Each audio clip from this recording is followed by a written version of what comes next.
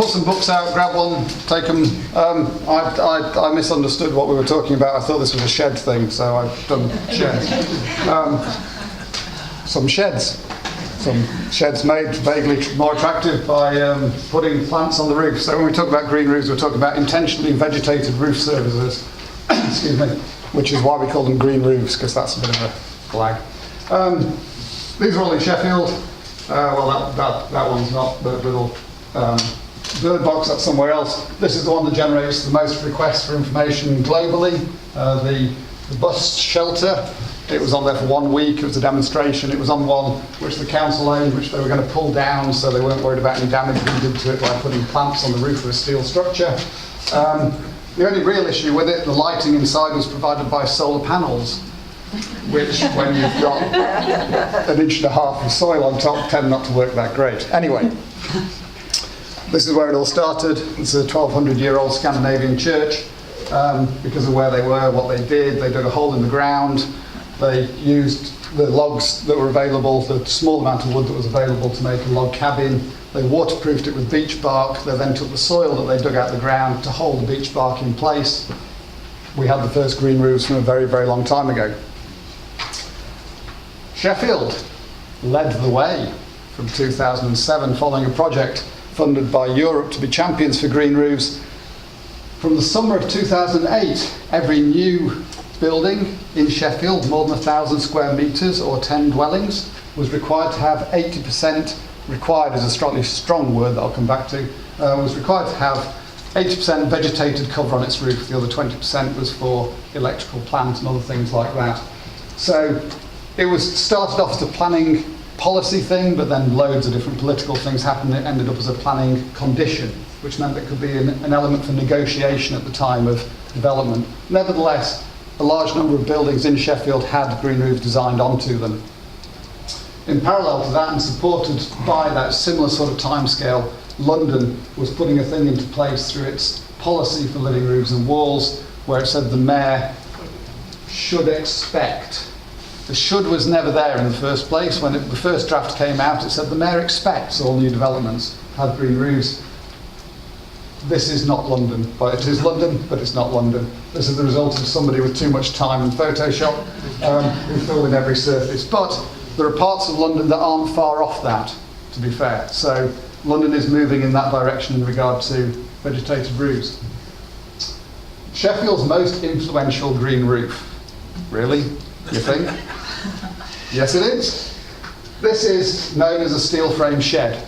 Okay, so in construction terms, this is a controlled environment. It's a place that allows industry to happen. It's basically a metal umbrella.